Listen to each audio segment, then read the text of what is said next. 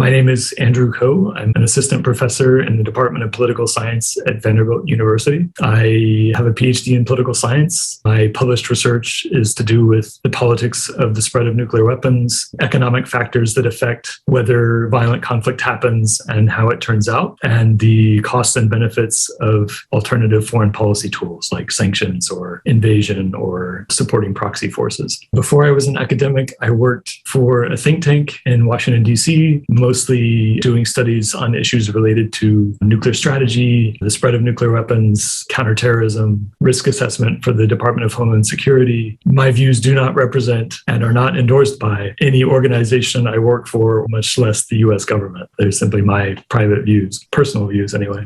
So like I said to you by email, what I want to do in this conversation is get your in-depth answers to some really big questions about Afghanistan. I don't want this conversation to be like completely focused on the withdrawal in the nitty-gritty, but given that Afghanistan has been in the news and the Biden withdrawal has provoked a lot of commentary, I thought it's a good time just to step back, talk about Afghanistan in broad terms, the last 20 years, what we've been doing there. And basically, I wanted to divide our two conversations into like a positive and a normative segment. The positive segment just being, what are the facts? Why did we go in? What have we been doing there for the last 20 years? What have the effects of our intervention been? Just the facts, the causal facts and the descriptive facts. And then we can move into your evaluation of what we've done, whether you think we've behaved well from the point of view of the information that was available to policymakers at the time, and whether you think with the benefit of hindsight, you would do certain things differently, do certain things the same. So that's generally what I want to do in this conversation. So let me just begin by asking you maybe the most basic question, which is, what is Afghanistan? And when I say what is Afghanistan, obviously it's a country, but what I mean is, to what extent is it a nation or not a nation? And in very general terms, the nature of the society and the nature of the internal divisions within the society,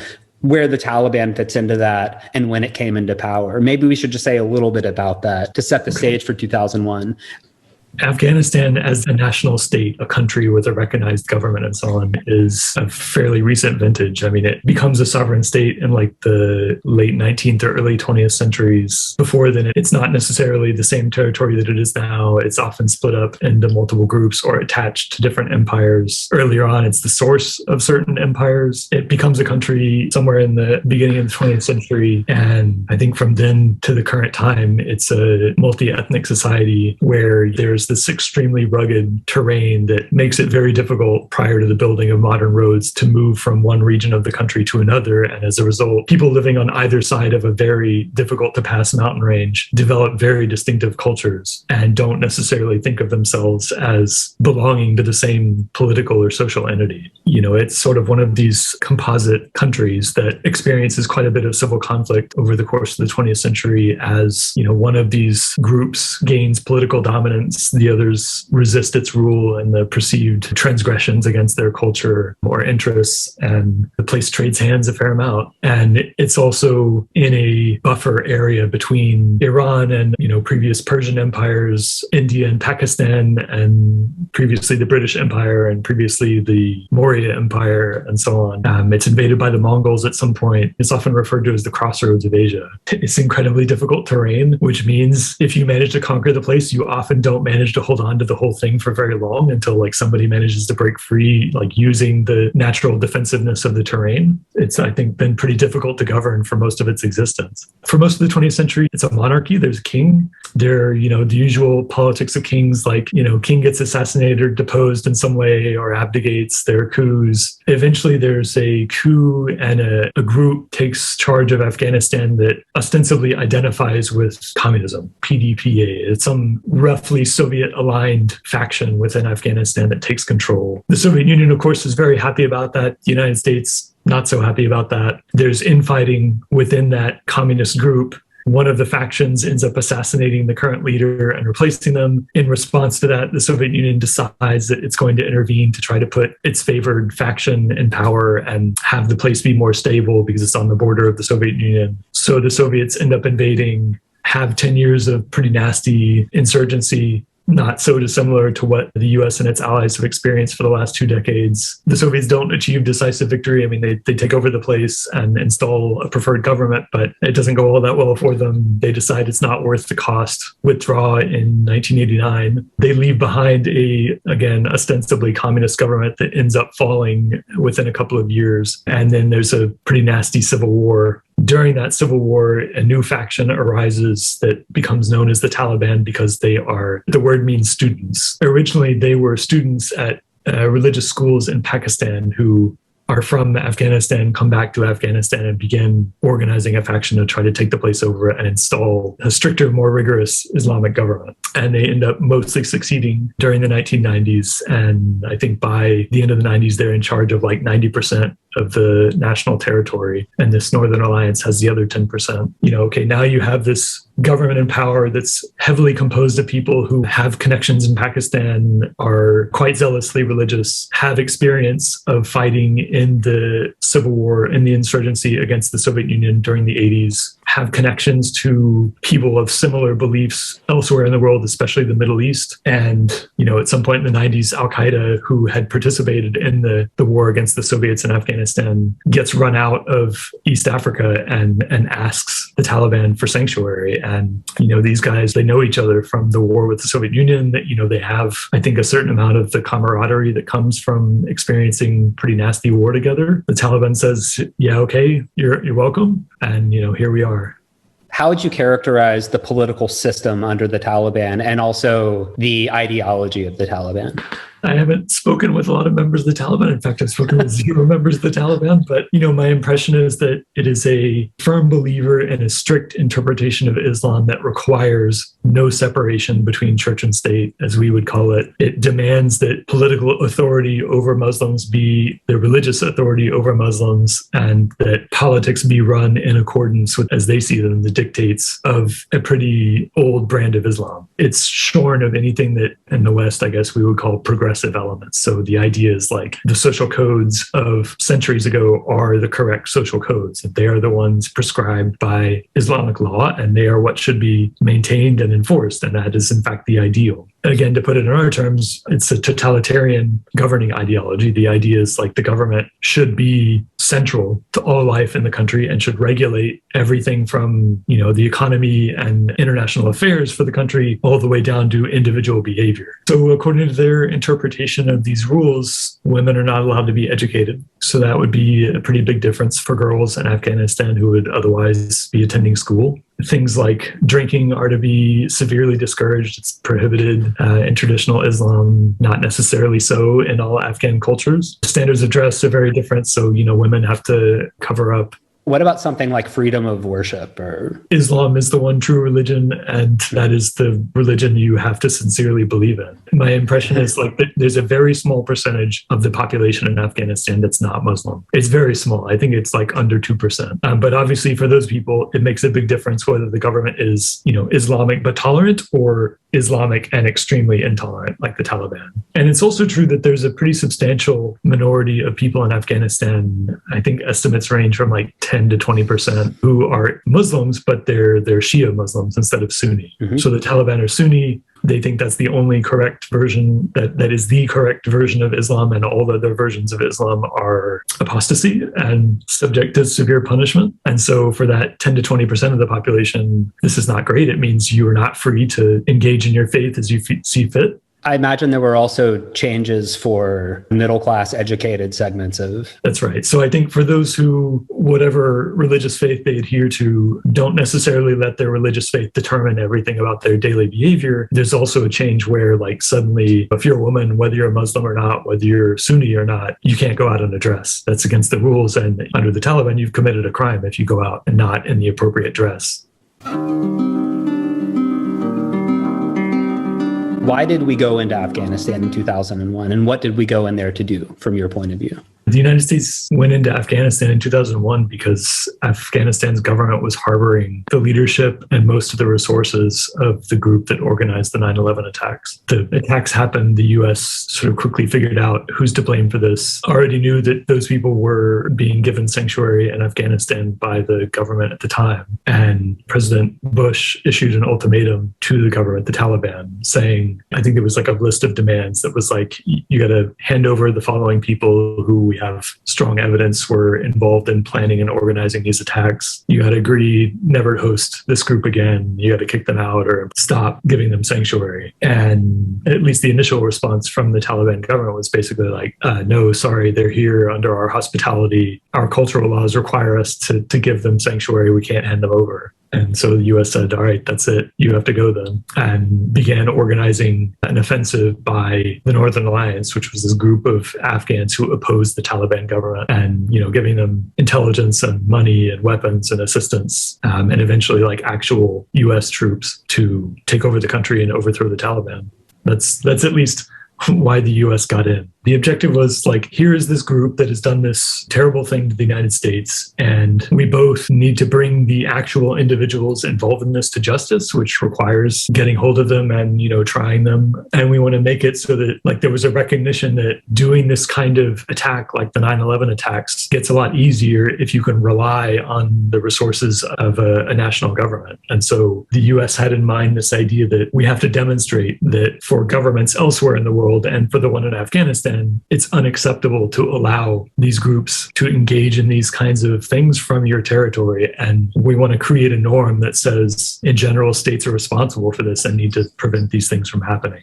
Is it your sense that if the Taliban had acceded to US demands, we would not have invaded? Yeah, the US and Afghanistan under the Taliban had pretty poor relations before the 9/11 attacks. I mean, in fact, in the latter part of the Clinton administration, so the late 90s, Al-Qaeda had blown up US embassies in Africa. It had, I think in 2000 was the attack on the USS Cole in port. These were pretty serious attacks, like high casualty events. It was very clear who was doing it. I mean, they claimed credit. And the US was perfectly well aware that in the late 90s that Al-Qaeda had moved its base into Afghanistan at the invitation of the Afghan government. So the stage was kind of already set for direct action against the Taliban regime. And in fact, the Clinton administration fired cruise missiles into Afghanistan in the late 90s, aimed at terrorist training camps. The US and I think the UN as well had imposed sanctions on Afghanistan because of the behavior of the Taliban and the fact that they were providing sanctuary to known terrorist organizations. Before the 9/11 attacks happened, the Bush administration had a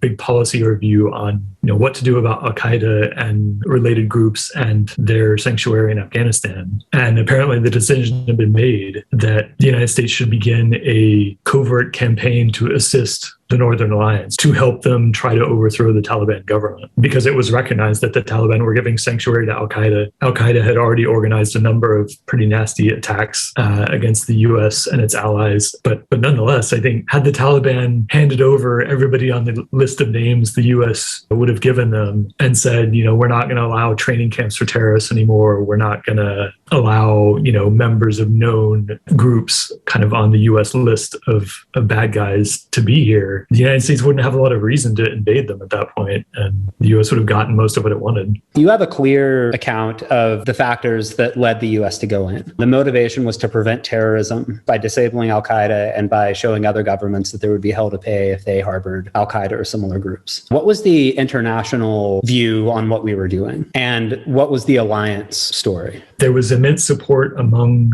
US allies, and I think across a broad swath of global governments and national publics elsewhere in the world, for the US invading Afghanistan on the grounds of everybody can see this, horrible set of attacks that the US has suffered. The ultimatum that President Bush delivered to Afghanistan was public, so people could see the Taliban had a chance to dodge this by giving up Al-Qaeda and stopping providing sanctuary. They chose not to. My impression was a pretty broad feeling that this is reasonable reaction by the United States to try to both prevent future attacks and to get justice for the attacks that had occurred. occurred. Most of the US's European allies volunteered to contribute to the war effort, volunteered to supply troops and resources to the effort. I don't recall any major objections by Russia at the time, or China, or, countries that often disagree with the United States about intervening in a certain place. If I recall, there was you could find pockets of public opinion, especially in the Middle East among the public, that was suspicious that this was just another instance of the US doing things that were predatory towards or abusive of Muslims elsewhere in the world. But honestly, I think my impression is even in predominantly Muslim countries, that was a minority opinion. But I could be wrong about that. Okay, so this is not a controversial decision internationally, even if there are minority voices that are against it. What was the actual plan? That is, what did the US military hope to achieve in Afghanistan? One thing would be to just get bin Laden, kill a bunch of members of Al-Qaeda, annihilate that organization. Because Al-Qaeda is different from the Taliban, right? They're not the same thing, obviously. But then another thing would be toppling the Taliban. So what was the objective in Afghanistan? Was it to do both of those things? Both of those were objectives. So the US had a long list that changed many times over the years of these are the actual individual persons associated with Al-Qaeda and then later associated with the Taliban who were closest to Al-Qaeda, that the United States, we want to either capture this person and bring them to justice or kill them if necessary. A second objective was, we want this government in Afghanistan, this government that is explicitly allowed Al-Qaeda sanctuary and supports that group, we want them gone. We do not want them in charge of any sovereign territory anywhere. I think those were the two primary objectives that the US went in with. And, as you know, the Taliban was overthrown quite rapidly. I mean, it was a space of weeks, and a pretty fair number of Al-Qaeda people on that list got either captured or killed in pretty short order. But of course, headline ones like Osama bin Laden, it wasn't until 10 years later that he was killed by the United States. And there were actually several others as well who it didn't happen at the time. And I guess in a couple of cases hasn't happened since. Like Zawahiri. Exactly. Do you know anything worth sharing about how close the US came to getting bin Laden in 2001? I don't know anything more than what you can read in the journalistic accounts of the operation that chased Al-Qaeda through basically over the border into Pakistan. There's a nice book, I think it's called Jawbreaker. It's by this journalist who was embedded with these special operations forces in Afghanistan in 2001. Jawbreaker was the code name of the operation. It tells the story of the campaign to chase these people in the early years and the battle at Tora Bora, where it's believed that bin Laden and company escaped out of a cave somewhere in Afghanistan and made it across the border into Pakistan. I remember at the time there were a bunch of theories for why did he manage to escape? How much of it is help from Pakistan? How much of it is he paid off people or made deals on the side or whatever so that the Northern Alliance would let him go? And how much of it was just look, there's a lot of mountains, they're full of caves. It's pretty hard to track people in these places. Overhead intelligence that the US is good at and airstrikes and things like that aren't very effective in that environment. And so maybe it was just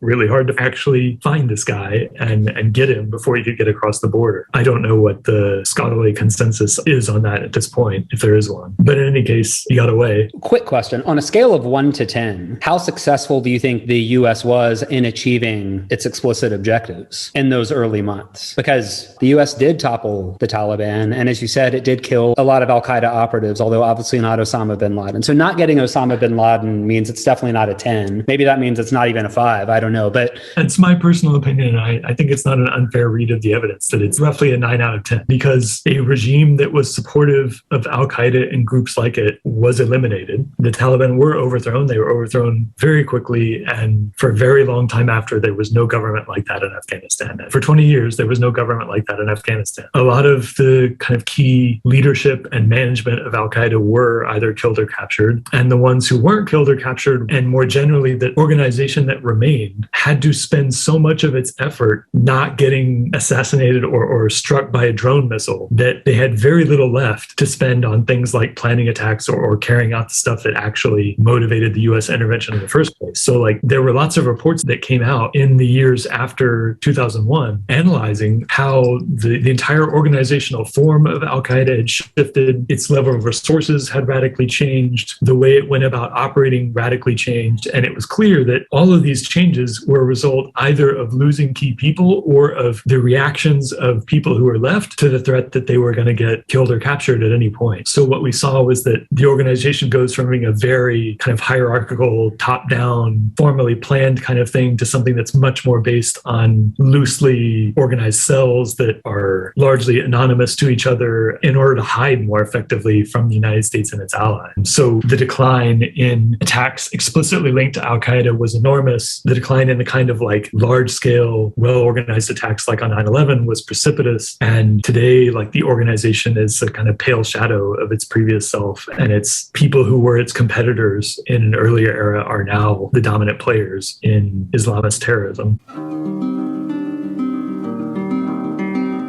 Did planners think from the beginning that if we topple the Taliban and if we disable Al-Qaeda, but then leave, both forces could very quickly reconstitute themselves? I think the estimate before the war happened was that if the US were to be willing to go all the way to get rid of the Taliban and suppress Al-Qaeda, full-scale invasion and so on, then it would achieve those objectives fairly quickly. That was anticipated, and it is what happened. And there was, I think, an understanding quite early on that you can't just knock over the existing government, beat up Al-Qaeda, and then bail. That's very likely going to result in more civil war in Afghanistan. It's these civil wars in the first place that led to the rise of the Taliban and their offering sanctuary to Al-Qaeda. And so I think there was an appreciation quite early on that in order to make the achievement of these goals durable, you also need to see to the establishment of a regime in Afghanistan that won't behave the way the Taliban behaved, a regime that won't offer sanctuary to Al-Qaeda or groups like it. I think that was an understood part of the mission for the US government, not necessarily the military per se, but for the State Department and the US government overall, that we need to exert some influence over who fills the power vacuum that toppling the Taliban and beating up Al-Qaeda is going to create within Afghanistan. Or else it could be that in short order, after we leave, we'll be back in the exact same situation. Do you think that on the day of the invasion, the majority of planners would have been shocked if someone had said to them, we're going to be in Afghanistan 15 years from now? Yes. They would have been. Okay, why would they have been shocked by that? What did they expect to happen that would have allowed the US to be gone before then? I know. So, just without knowing anything about this specific case, 20 years is a really long time for the US to be actively militarily intervening in a place. That's the longest war the United States has ever fought by a considerable margin. So, even if you didn't know anything about the causes of the war or the specifics of Afghanistan, if somebody said, okay, the US is going to invade this place, and would you bet me that they'll still be there and fighting in 20 years, a good bet would be no, they won't be. From my ignorant point of view, but drawing upon some of the things I've learned in political science, there's a big difference between taking out a ruling elite, but maintaining a coercive apparatus beneath them, exchanging the old ruling elite for a new ruling elite that controls the same effective coercive apparatus. There's a big difference between doing that and actually destroying a country's coercive apparatus and its ruling elite, and then putting in a new ruling elite, but also needing a new coercive apparatus. When I say coercive apparatus, I'm talking about the people with the guns, the army and the police force, the people who fundamentally maintain order. And it seems to me when the US went into Afghanistan, we didn't just switch out the elite. We basically destroyed the coercive apparatus. If I'm right about that, then that means that in order to prevent the Taliban and even Al-Qaeda from reconstituting themselves in Afghanistan, a new coercive apparatus would have to emerge. And really effective coercive apparatuses that can project power like over a large, unruly territory, historically, those emerge organically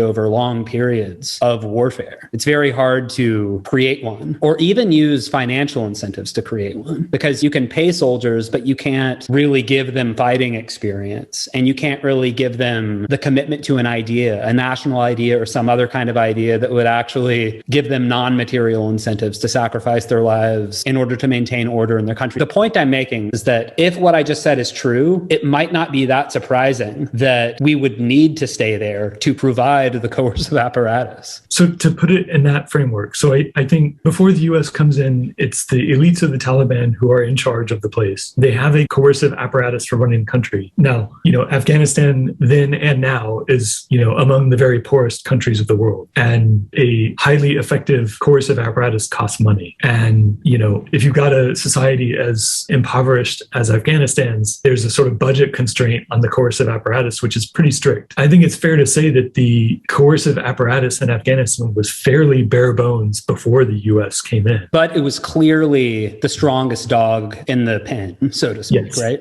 But I think it's important to understand that coercive apparatus was largely resourced by Pakistan. The Taliban was an entity closely aligned with, at a minimum, the Pakistani military and in certain incarnations, the Pakistan government. And it was the Pakistan military and government that provided the resources needed to operate that coercive apparatus in the environment in Afghanistan where there are almost no resources. Would it be fair to say that the financial incentives fueling the operation were coming from Pakistan, to the extent that soldiers were driven by some sort of higher cause? It was strict Islamic ideology?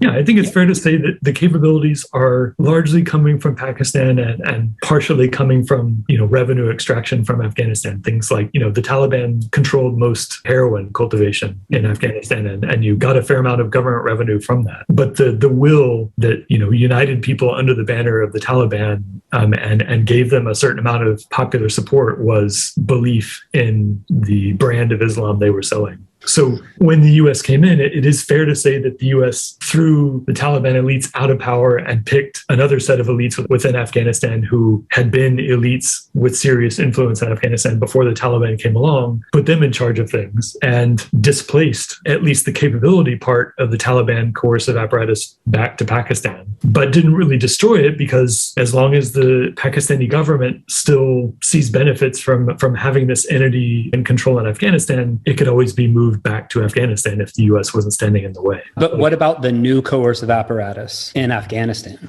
So, you've got the new apparatus that the United States approves of, is exerting influence over, believes will move the country forward. That's the Afghan National Army, the Afghan National Police Force, that's sort of being built from the ground up and, has an idea behind it, an ideology behind it of liberalism in the classical sense of the word, like democracy and capitalism and tolerance and free speech and things like that. There's a competing apparatus that's still being supported out of Pakistan that pretty quickly starts competing again. I mean, the Taliban is back in action by 2003 at the latest. So my question here is, I hope I'm not pretending to be a know-it-all, because I know I'm not at all, but genuinely, I don't understand why it would be surprising to a planner that kicking out not just the ruling elite, but also the strongest army in the land and basically putting them to flight. An army that is battle hardened, has won a civil war in the recent past, is driven by a pretty strong ideology, is getting a lot of resources. I don't know why it would be surprising to a planner that you would kick out the ruling elite and the associated coercive apparatus, which through a pretty organic process has become the strongest dog in the pen. And then you tried to create a new dog in the pen that could compete with that old dog, but it's not battle hardened. It's kind of constructed from the top down. This ideology of liberalism is to some extent an external transplant, although I'm sure there are Afghans who support it. But the point is, on the one hand, you've got a more kind of indigenous, organically emerging, battle-hardened army, and then you're trying to build a competitor. I don't think it's nearly as lopsided as you're presenting it. First of all, the particular brand of Islam that the Taliban are selling is not of domestic origin in Afghanistan. It comes from Pakistan and Saudi Arabia. And,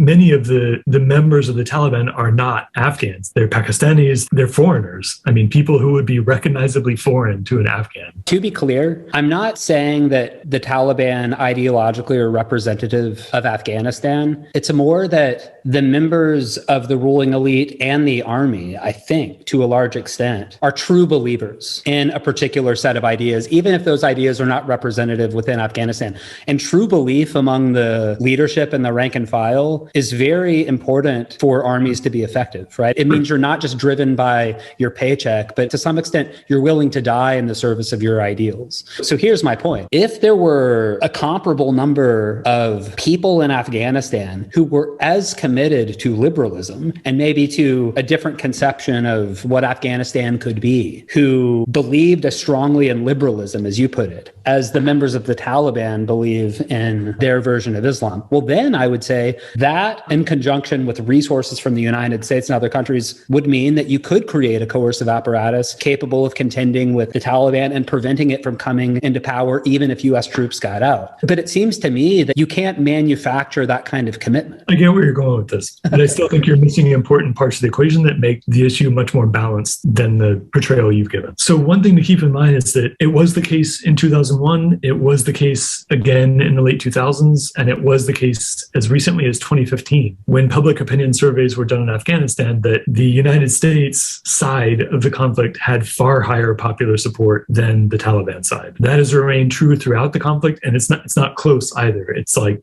several to one in favor of the United States. So I don't think it was crazy to think that, at least at the fairly cheap level of how do you answer a survey question, most people preferred the US side of things to the Taliban side of things. That's not the same as like fervent ideological commitment, but on that level, after the invasion and the toppling of the Taliban, over the next 20 years, something like 5 or 6 million previously displaced Afghans returned to Afghanistan because of the new government in power. And these were people who were coming from mostly more developed, more liberal places. And so these would be people coming in who'd had a taste of more liberal society, and probably, one can only guess, were in favor of that pretty strongly, coming back to Afghanistan. I don't think there's any doubt that there's a large population, especially in the cities and especially in Kabul, that is quite devoted to a very different vision of how Afghanistan should operate. And so, I don't think it was crazy ex ante to think there's a substantial minority of this country who are fervently committed to the ideology the Taliban is selling, and they're getting pretty substantial coercive capabilities from Pakistan. But on the other side, there's this also substantial minority of Afghan citizens who are very pro a more liberal version of Afghanistan, who will get weapons and training and information and whatever they need from the United States and its allies, who stand a non-trivial chance of establishing this alternative vision of Afghanistan and durably moving Afghanistan toward it. And I would just iterate that the present day version of the Taliban, which is not the exact same set of people as took the place over 25 years ago, they just came back into power. And I realize this sounds hopelessly Pollyanna-ish, but we can't assume that the Taliban are going to run Afghanistan in 2021 exactly the way they ran it in 2001. So I feel like it's a little bit early to conclude that these things that the United States and its allies and the people who were allied with it in Afghanistan did to alter Afghan society are just going to be erased whole cloth. That's not going to be that easy to do. All of these indicators of progress in Afghanistan have changed radically over the last 20 years. Its GDP per capita is like 3 times what it used to be. Its infant mortality rate has been cut by a fraction. 98% of the country has electricity. Before the US invaded, it was like 15%. Literacy rates have gone up by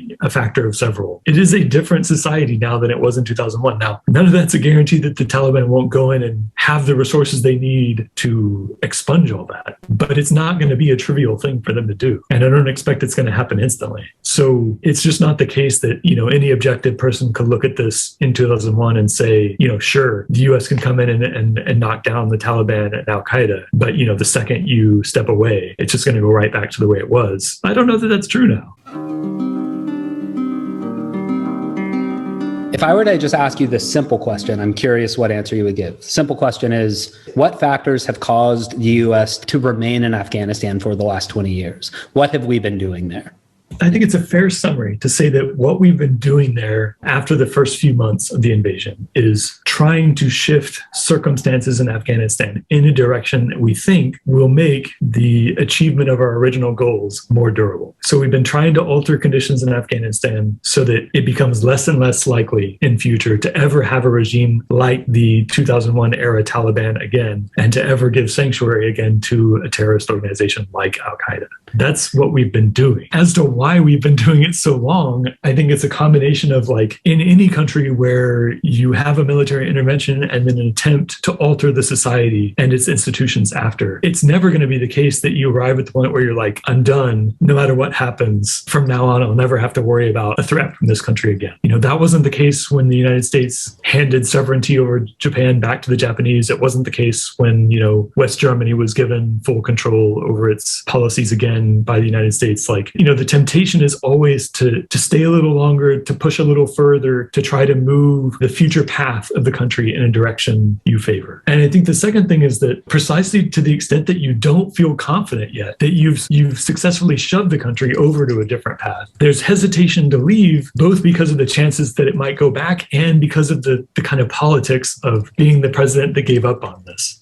I think we saw this and it's sort of very well documented for Vietnam. I'm sure in future decades, as official records get declassified in the United States, we'll learn that something similar also happened here, where, once the United States is so heavily committed to these kinds of efforts, it's very difficult for a president to decide to stop doing it if success is not pretty assured. So it was really difficult for the US to pull out of Vietnam because there never was strong confidence that the South Vietnamese government would survive and prosper in the absence of the US. And the same was true for Afghanistan. Purely from a domestic political standpoint, every president has to think about, if I'm the one who decides to call it quits on this and say, we took this as far as we can go, it's not going any further, even though we're still spending money and risking lives and so on. If I pull out and it all goes south, that means I catch the blame for it, not, the three presidents before me who also could have chosen to pull out or could have chosen, not to do this in the first place or what have you. I don't know to what degree this is important in the explanation, but my guess would be we will find when historians write this that Presidents Bush, Obama, Trump, and Biden all had to think about, do I really want to be the one that owns the withdrawal from Afghanistan if what follows is the collapse of the American-favored government in Afghanistan? Focusing for a moment just on the politics of deciding to withdraw or not. So basically, I want to make sure that I have an accurate list of the potential pluses and minuses of ending the U.S. troop presence.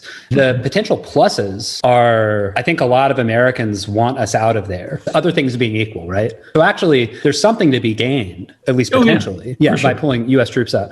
Okay, so first, it's just important to make that point.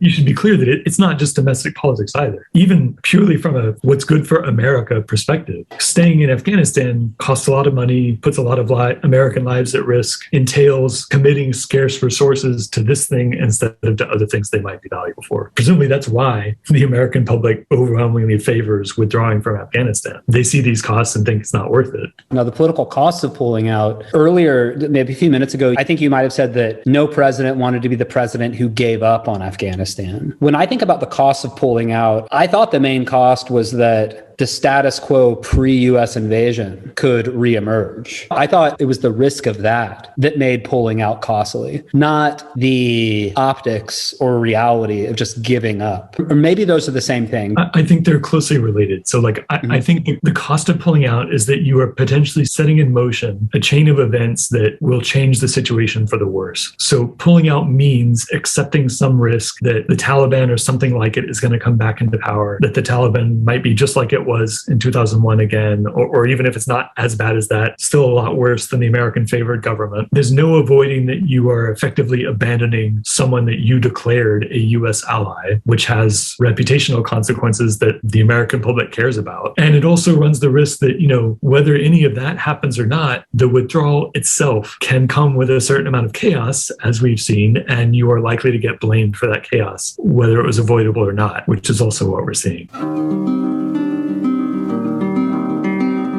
What is your analysis of why we pulled out when we did rather than earlier or later? We were in Afghanistan for 20 years, obviously started early in the Bush presidency. Bush didn't pull out of Afghanistan. Obama didn't pull out of Afghanistan. Trump didn't pull out of Afghanistan, although he did set the withdrawal date. And then Biden did, and relatively early in his presidency. So what explains the timing? How would you answer that question? So I think the Bush administration stays in part for strategic reasons and in part for domestic political reasons. I can't really judge the relative importance of the two. The strategic reason is you go in there, overthrow the Taliban, beat up al-Qaeda, and you want to try to shift conditions so that the Taliban stays gone and al-Qaeda stays beat up. And so you start trying various ways of shifting Afghan institutions and Afghan society in a way that will make the reemergence of a government like the Taliban and providing sanctuary to groups like al-Qaeda less likely. And that's not, an exact science that we do with any confidence. It's a gamble. And there are lots of different ways you could pursue it. And we don't really know with confidence which of those possible political strategies is going to work best in the particular case of Afghanistan. So strategically, what you see is, okay, we start trying to shift conditions in Afghanistan. We have some success in some respects, not in others. So we shift the strategy over time to try to see, are there ways we can improve outcomes with a slightly different way of giving aid, or focusing the aid effort on different things, or changing how much of the military stuff is being done by US and NATO troops versus how much of it is being done by local Afghan troops. That takes time because you've got to train up the Afghan troops and equip them and so on. Doesn't happen instantly. So that's the strategic rationale for why, even if you're not worried about domestic politics at all, if you're going to do this, you're going to try for a while, like years. The domestic political rationale is that it's difficult for the president who started this gamble in the first place to do something which entails admitting that it failed, that the gamble didn't work out, and thus running the risk that people conclude that the reason it failed is that you were incompetent, either in how you executed or in getting into it in the first place. So there's a domestic political rationale for the Bush administration not giving up on this. President Obama, when he was campaigning for office and before he was a candidate for president, was pretty skeptical of U.S. military intervention generally. He was extremely skeptical of the intervention in Iraq. He had voted against it in the U.S. Senate when he was a senator. And he came in, and I think the decision was made that, like, look, we believe the time has come to end the Iraq intervention, and there's some political risks associated with that. And you don't want to do both that and in the Afghanistan thing at the same time. And he,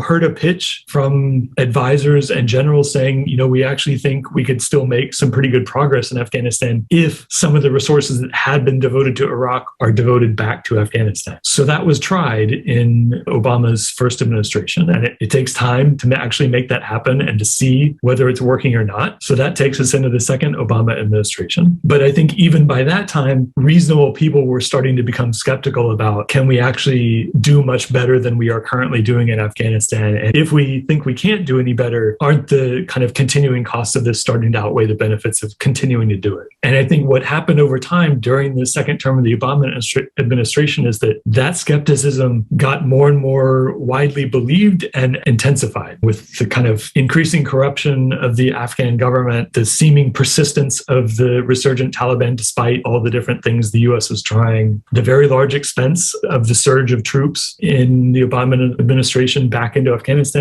All of these costs sort of added up, and people got more and more skeptical of the benefits side. And Biden was one of the more skeptical members of the administration from the beginning. Yes, but certainly, especially as the 8 years of the Obama administration went on, he got more and more skeptical. And so in the 2016 campaign for the presidency, what you see is what ends up being the Republican candidate and ends up being the winner of the election is a person who is bluntly and directly against continuing the U.S. military intervention in Afghanistan. He thinks we should end it. He wins the election. He comes into office with an administration. As with most administrations entering office for the first time, there's a series of big policy reviews where they think about, okay, here's what we argued for during the campaign. Here's what we have learned since then about the facts on the ground. And, people in his administration managed to convince him that, like, look, maybe you're right, but we're not ready yet to pull out. The conditions aren't quite right yet. We need to stay in for just a little bit longer. And that worked for a while. But eventually Trump decides, like, okay,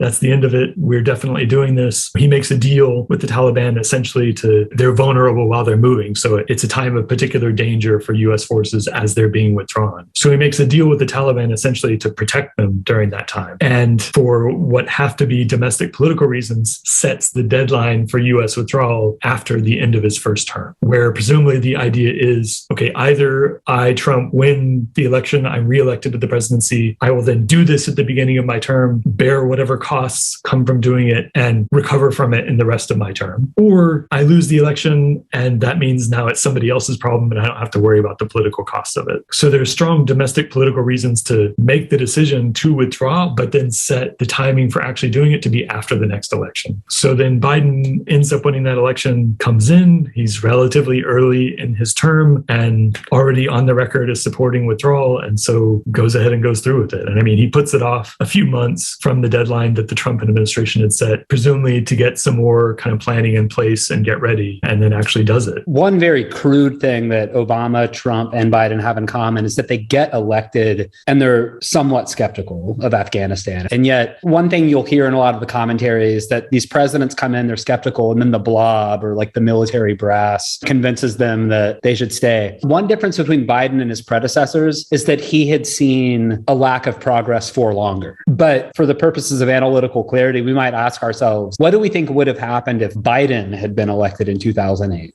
Like, how much of this is down to presidential decision-making? Or my sense is that Biden was like maybe a little more skeptical. He'd been around longer than Obama when Obama was elected. Do you think there's a significant likelihood that if Biden had been president, say from 2008 to 2016, that we would have withdrawn during that time? I mean, I guess I can't rule it out, but I would just say that, this kind of thing, like giving up on something that America has invested that much in, that much money and danger and suffering, it's a big deal politically. They often say that, like, if you get elected president, like there's a certain number of things on your to-do item that you can make a serious try at. You might succeed or you might fail, but once you've gone past that list, you're not going to make it with anything else. And so the question really becomes like, is one of the things on that list going to be withdrawing the United States from Afghanistan? Because it's a big enough deal that you can't have that and healthcare reform and pulling the U.S. out of recession and, blah, blah, blah, all the other really important stuff on a president's agenda. Political capital is a finite resource, is what you're saying. Yeah. With respect to Iraq, people talk a lot about how the U.S. initially said we're going in to get weapons of mass destruction. When they weren't found, it became politically necessary to justify our presence there by reference to some other objective. And they talk about democratization, right? That's a common analysis of how the U.S. justified its presence in Iraq. I'm curious, do you think there's anything interesting to say about how U.S. governments have justified our presence in Afghanistan and whether that justification has changed over time? So I actually think the actual strategic objectives of the United States government in both Iraq and Afghanistan are pretty much constant over time. What changes is that facts on the ground alter the relative convincingness of those objectives. And so the ones that leaders talk about shift over time. So like, the Bush administration recognized before it invaded Iraq that there's a security rationale here in the short term, which is about weapons of mass destruction and sponsorship of terrorist groups and so on. And that's a pretty convincing, or at least at the time, that was seen as a pretty convincing one by many people. And so they spent the most time talking about that. But they were also already talking about the potential of liberalizing Iraqi society, like making it a more open, capitalist, democratic, tolerant place. And once the US went into Iraq and couldn't find any weapons of mass destruction, that rationale is now no longer convincing. And so they switched to talking about this other one. The other one was there all along. It just wasn't emphasized and it wasn't as important because the WMD one was dominant. In Afghanistan, I think there wasn't the same issue of Al-Qaeda was actually there. They did actually do the 9/11 attacks, among others. The facts on the ground were consistent with the picture the US government presented before invading. But it's nonetheless the case that, like, once you've beaten up Al-Qaeda enough, saying we are there to beat up Al-Qaeda is not as relevant anymore. And so the talk was much more about we are trying to shift circumstances in Afghanistan to make it less likely to ever provide haven to a group like that again. But again, I think the underlying mission is pretty much constant. You want to not only get rid of the current threat, but make sure it doesn't come back. And making sure it doesn't come back is all about altering the circumstances in Afghanistan that gave rise to this threat in the first place. So like, now, at least in press conferences, President Biden's been talking mostly about, well, we finished beating up Al-Qaeda a long time ago and, there are little bits left, but it's not nearly as big a deal. And we taught the Taliban a lesson. So we achieved our goals and we should be going home. I mean, that's correct as stated, but it's choosing to emphasize one part of the mission over another because that's what's convenient right now. So like the overall mission is and was the same, trying to establish a society in Afghanistan that doesn't create these threats to the United States and its allies. What we haven't talked about at all yet is just what caused the chaos that's been playing on the news and the really rapid resurgence of the Taliban. And then within that, talking a little bit about the Al-Qaeda versus ISIS conflict that exists in Afghanistan. The general impression, at least of the American media consuming public, I think, is that there's been a lot of chaos and bad stuff in Afghanistan recently. And if we try to be a little more precise and disaggregate it, the Taliban has filled the vacuum much more quickly than people thought they would. That's one thing. And then another thing is that there are a lot of people who want to get out of Afghanistan, Americans and Afghans alike, maybe especially Afghans, as they see the Taliban coming back into power. And again, I think the impression is that a lot of them haven't been able to, aren't going to be able to. Some people in acts of desperation obviously have subjected themselves to great risks and even died in the case of the people who got on the plane. So first, tell me if I'm just correct. When people think about Afghanistan right now, in late August of 2021, and they have bad feelings about it, the things they have bad feelings about are the Taliban filling the power vacuum much more quickly than was anticipated, and then all of these problems associated with evacuation and refugees. I think that is the impression one would get from journalistic and pundit commentary on recent events in Afghanistan. So let's just take the two things. As you understand the facts, what are the facts of what the Taliban has achieved in the last few weeks? And what are the facts related to evacuation that you're aware of that might be worth sharing? The sequence of events on the ground is that since the spring of this year, the Taliban's made rapid progress in effectively conquering additional territory in Afghanistan, adding additional territory to the portion it controls. And that really accelerated in the summer to the point where, they just all of a sudden gobbled pretty much all the rest of it up within,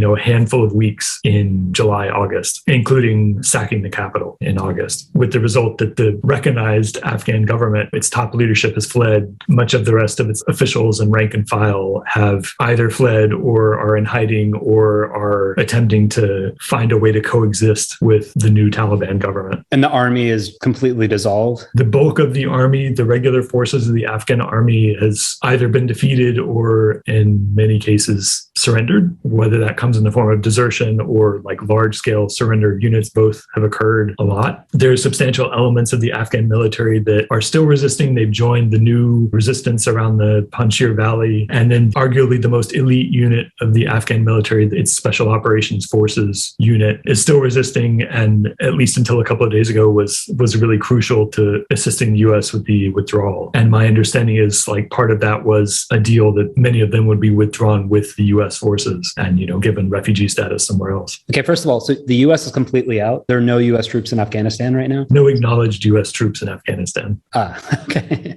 And how long has that been the case? There have been no acknowledged troops? Somewhere in the neighborhood of hours. Yeah.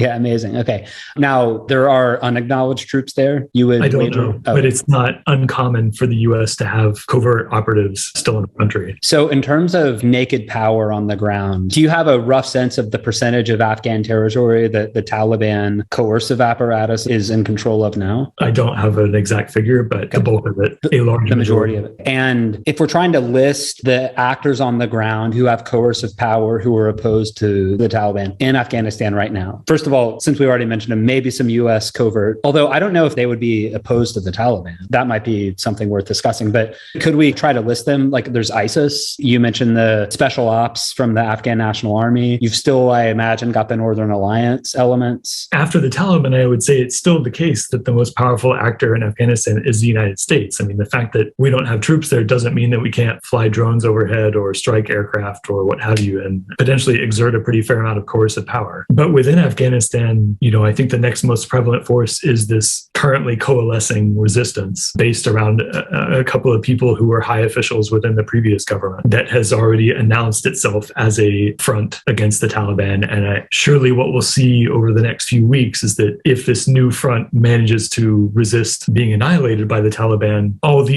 many other elements that don't like Taliban rule in Afghanistan will end up combining forces with them. So I think that's the kind of second actor on the ground in Afghanistan, which is sort of presently being formed. I mean, this is really new. So sort of next up, I think, would be the Afghan branch of ISIS. Sometimes it's abbreviated ISIS-K or ISK, but basically the Islamic State in Khorasan, which is like a medieval word for Afghanistan, which is, at least in recent years, an enemy of both the Taliban and the United States. They don't like the United States for all the reasons why anybody affiliated with the Islamic State doesn't like the United States. And they don't like the Taliban because even though there's some elements in common of their ideologies, they basically see each other as competitors for monopolizing control of Afghanistan. I don't think it's out of the question that there could be civil conflict between the Taliban and ISIS-K. That's basically where the Taliban objective is like, look, either they have to get out or be annihilated. And how do you think the US and the remnants of the Afghan army or the special operations forces and the Northern Alliance fit into the conflict between the Taliban and ISIS in Afghanistan? Who knows? But if I were one of the leaders of the Afghan resistance, the first thing I got to be thinking about is like, I'm small and weak. The Taliban is currently big and strong. I have to do something to alter that equation. And, the weaker I am relative to them, the less picky I'm going to be about allies. So I've got to think about, can I get help from the United States, even though it's withdrawn? They could still give me money and weapons and training and intel and things that would help me. Can I get help from ISIS? If I get help from one of those, does it eliminate the possibility of help from the other, right? Presumably, if the US finds out that the Afghan resistance is aligning with ISIS, then the US is not going to be interested in helping. So I would estimate the most likely outcome is that the resistance will choose to rely primarily on the United States for help against the Taliban. And unless the US makes some kind of accommodation with the Taliban to stop that, they will prefer the US to ISIS and won't turn to ISIS for any kind of serious cooperation or alliance unless they lose access to help from the United States. Do you have a sense of how large the resistance is? No, I have no idea. And again, it's basically like formed within the last few days. So it's likely to change size a lot over the next few days as it either gets beaten down or manages to successfully unify other interests behind its banner. Does it have one regional bastion or? Yeah, it's primarily in, I think, the Panjshir Valley. If you go back 5 centuries or something and you're like, okay, who's the reigning government in Afghanistan and where's the resistance to them? Like, you find the exact same things. Like, Afghanistan is this huge country where the entire center of the country is like really mountainous and impassable. So everybody lives along the like circle around those mountains. And depending on which side of the mountains you're on, tells you where the political and social alignment is. And,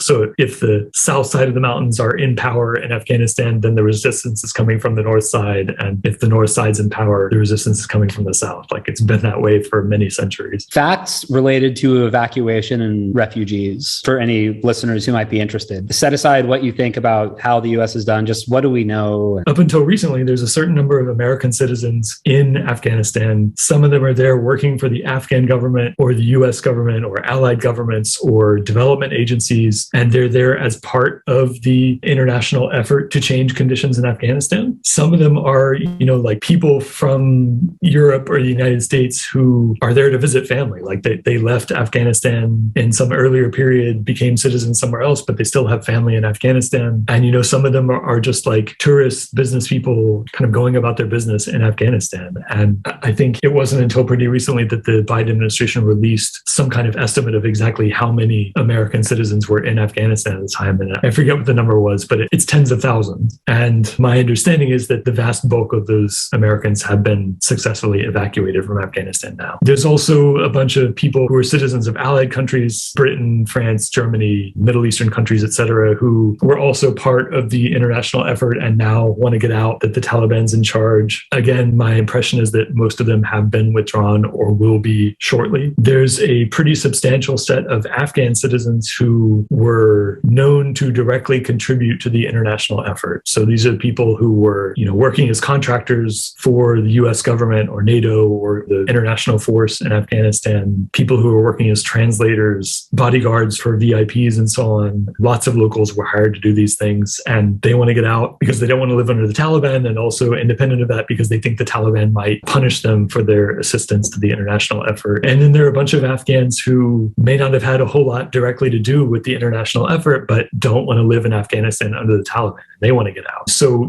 there's probably, I should look up the numbers, but, let's say borderline roughly 100,000 Americans and American allies, Europeans and so on. Let's say 100,000-ish, maybe a fair bit more Afghans who directly worked for, contributed to the international effort. And then who knows how many, hundreds of thousands of Afghans who would rather live somewhere more hospitable than the Taliban-run Afghanistan. These are the people who want to get out. These are the people who are, trying to cross borders, trying to get to Kabul's airport to get out, trying to arrange for visas, trying to get help from people abroad to guide them, okay, this is the border crossing that's safe right now, or okay, this is the document you need to show to people at the airport to let you in. And then there's a pretty modest, in the last few weeks, contingent of US and allied soldiers who, as of August, were basically just in and around Kabul's international airport, who were there to help these people get out and who also had to be withdrawn at some point themselves. That's the sort of set of people who have some serious reason to want to leave Afghanistan.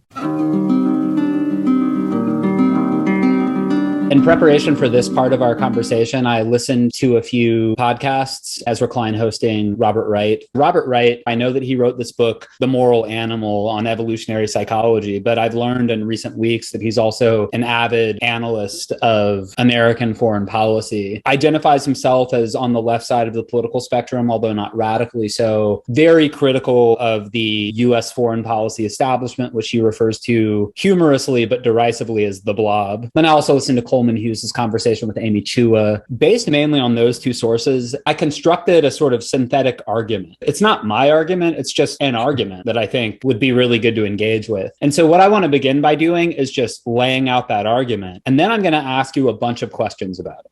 One thing that Wright and Klein agree on is that 3 of the US's last major foreign policy interventions have been failures. Vietnam, Operation Iraqi Freedom, that is Bush's invasion of Iraq in 2003, and then Afghanistan. And that might be a contestable premise that these were failures. Okay, but then the meat of the argument is their explanation of these failures. So they say, we're just having failure after failure in the foreign policy realm. Why? Okay, well, they have an explanation. As I see it, there are 3 explanations that constitute their overall explanation. So their first explanation is that we're failing so much in foreign policy because US decision makers do not have good information about the societies that they're intervening in, whether it's Vietnam or Iraq or Afghanistan. Their second explanation is that even if they do have good information, they're not able to predict the consequences of US intervention. Third, the forces that dominate the foreign policy conversation in the United States are biased in favor of intervention. They assign too much weight to the harms caused by not intervening or not remaining, and too little weight to the harms caused by intervening or remaining. In other words, they focus on the harms of inaction, of America not acting, rather than on the harms of action or America intervening. And I'll just note for the purposes of clarity that when I'm talking about US foreign policy interventions, in this conversation, we're mainly going to be talking about direct military intervention like Iraq and Afghanistan and Vietnam. But the 3 main forms of intervention that Wright talks about are sanctions like we have on Venezuela, like we've had on Iran, the funding of proxies. So a good example of that would be the US funding the anti-Soviet insurgency in the 1980s in Afghanistan, of which Al-Qaeda was a part, as you mentioned in the first part of our conversation. And then finally, direct military intervention, which all 3 of the foreign policy failures, according to them, are. That is Vietnam, Afghanistan, Iraq. Okay, now, who are these decision makers? Well, according to Wright, foreign policy in the United States is largely determined by the foreign policy establishment and narrow interest groups. Narrow interest groups that might have a particular interest in US foreign policy with respect to a particular country. So you can think of like the Cuban Americans care a lot about US foreign policy toward Cuba. American Jews care a lot about US foreign policy toward Israel. The foreign policy establishment, which as I mentioned, he derisively refers to as the Blob, spans the public and private sector. So it's top officials in the State Department and the Pentagon, in the military brass. It's the intelligence community, and then it's think tanks and pundits and commentators and analysts who are opinion makers, knowledge producers related to foreign policy. So that's the foreign policy establishment. It's a very broad group that encompasses a lot of different people and organizations who often don't agree with each other. So the Blob is obviously not a monolithic category, but still the foreign policy establishment is a good and more neutral term to use in reference to the same thing. And the reason why,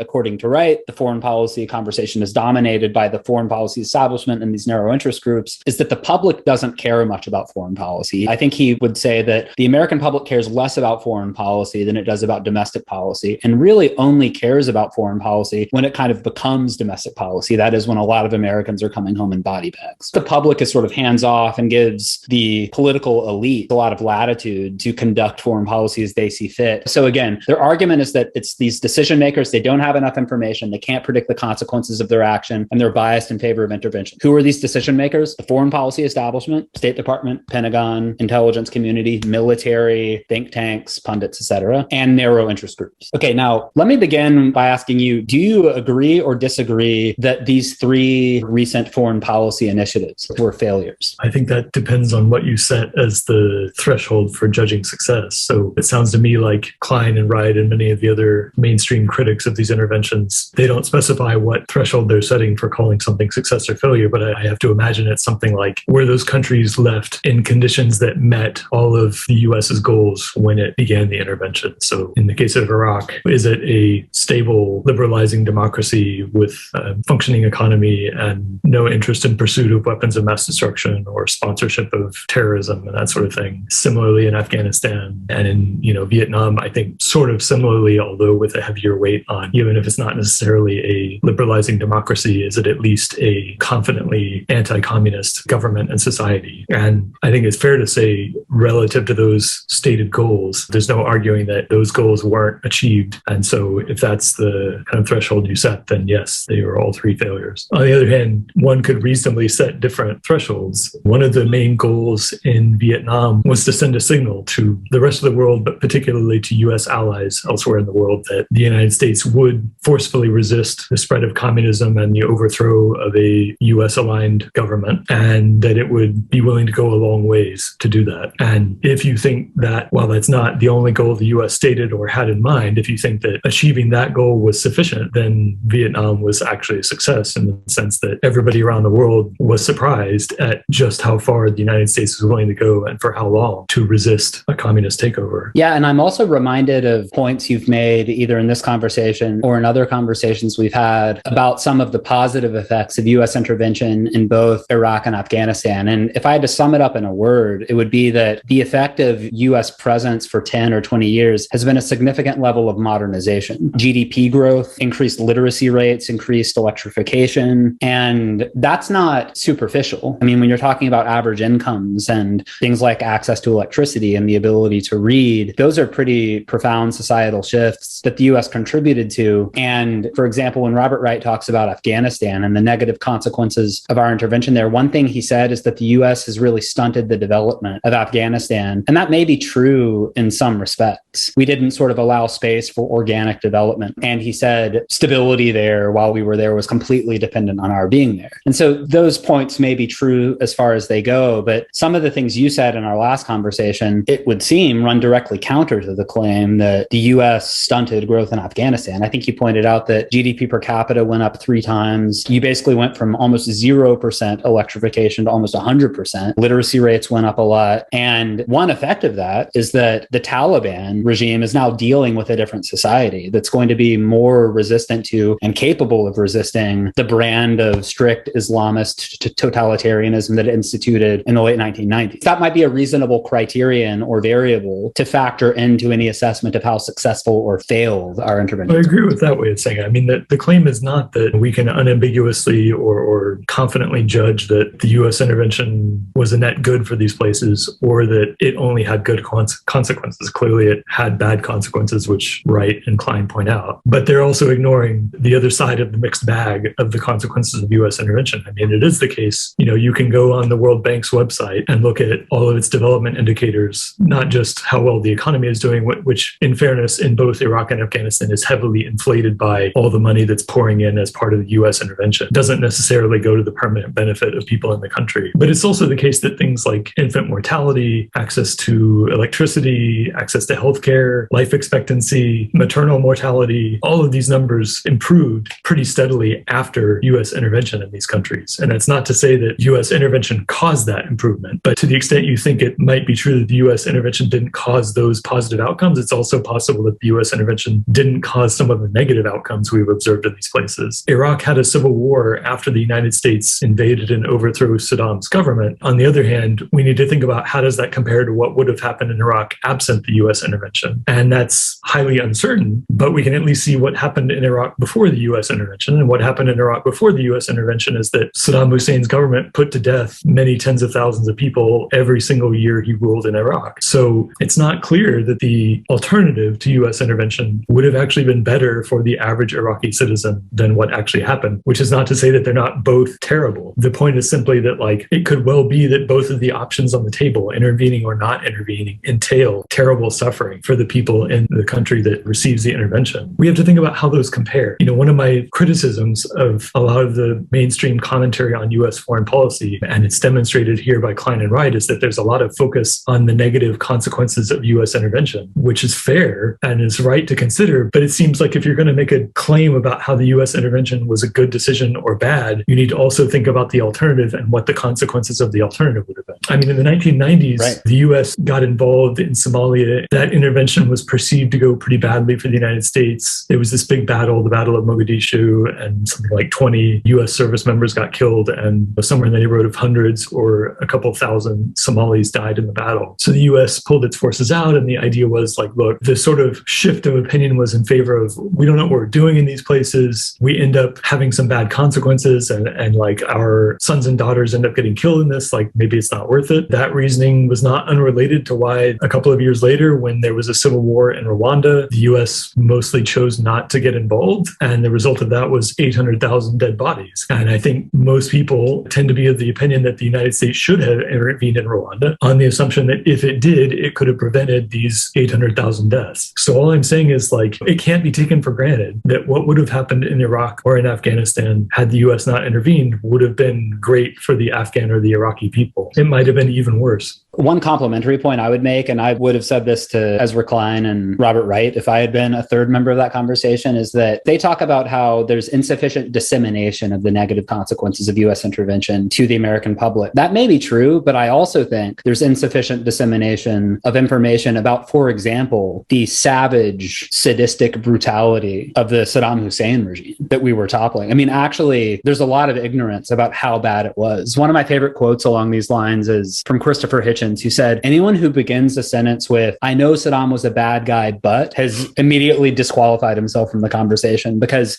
if you really knew how bad Saddam Hussein was and how much physical and spiritual suffering he inflicted on the Iraqi people, you wouldn't have the gall to start a sentence that way. So I might grant Wright and Klein's point that the American public needs to know more about blowback and various harms caused directly or indirectly, foreseen or unforeseen by U.S. intervention. But equally, the U.S. should also have more information about the counterfactuals, which includes the nature of the regime we were toppling, which would have stayed in power if we had not intervened. I guess I'm agnostic on that point.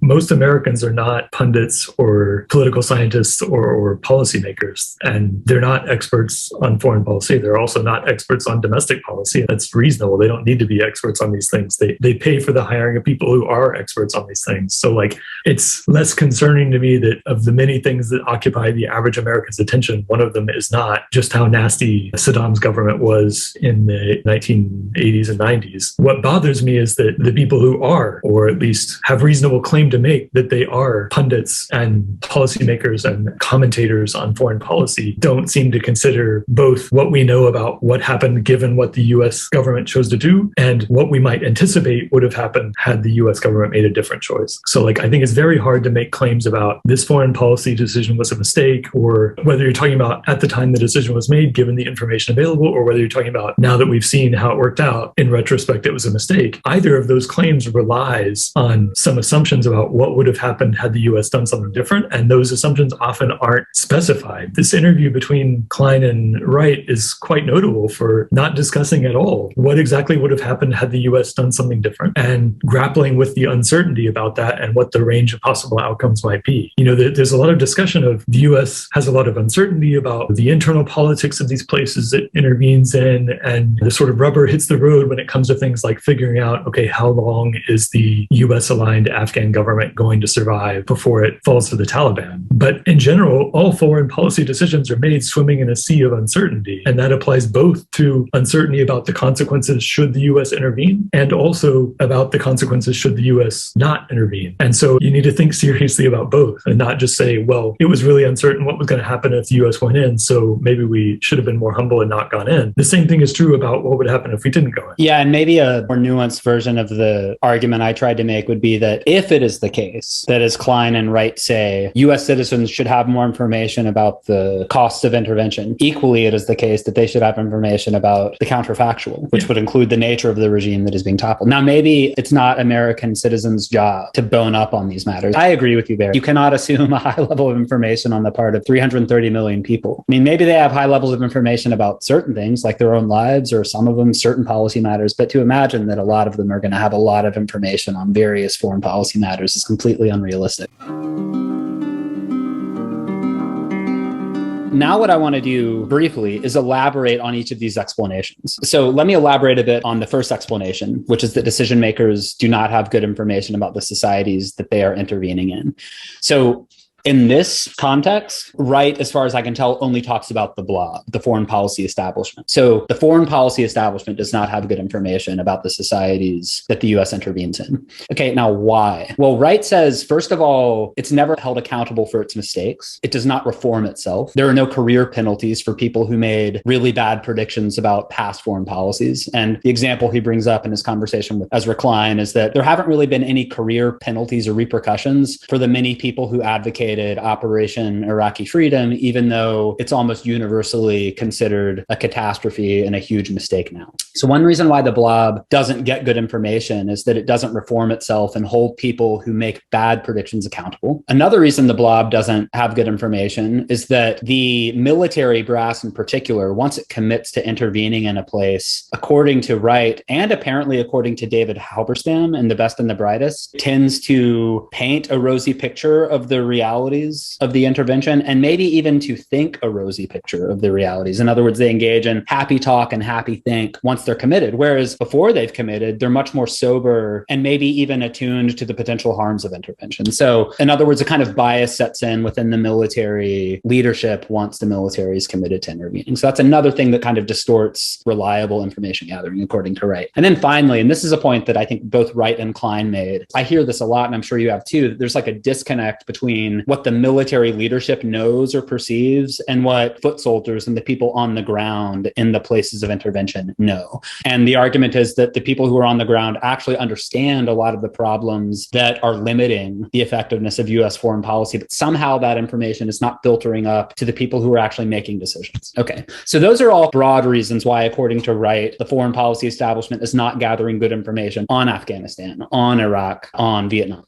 So the most recent example that I think Klein and Wright would cite of the foreign policy establishment just not understanding on the ground realities well is the rapid collapse of the Afghan government and the rapid takeover of the Taliban. Obviously, if decision makers had understood reality perfectly, which is not possible for human beings, they would have predicted overwhelmingly that the Afghan government would in fact have collapsed really quickly rather than in, say, 12 to 18 months, which a lot of the foreign policy establishment estimated. And the kinds of on-the-ground realities that they cite that contributed to the rapid collapse of the Afghan government and the rapid takeover of the Taliban are not things we haven't heard of, but maybe they're things that were not sufficiently understood by decision makers. So here I'm talking about first the fact that the central government was very weak and therefore had a limited capacity to deliver the basics like food, security, and maybe dignity to ordinary Afghans, and that the Taliban actually was more capable of providing that in a lot of locales than the central government was. And so there was more loyalty, or at least a sense of protection, going toward the Taliban rather than toward the central government on the part of ordinary Afghans. Second, that ordinary Afghans were very aware of the corrupt uses to which U.S. resources were being put by the Afghan government, and that made them dislike or even hate the Afghan government and be willing to support an antagonistic force like the Taliban. And third, and I think this is interesting and it kind of connects to some of the things we talked about earlier, Amy Chua really emphasizes that ordinary Afghans on average care more about ethnic differences and ethnic identities than they do about grander ideological battles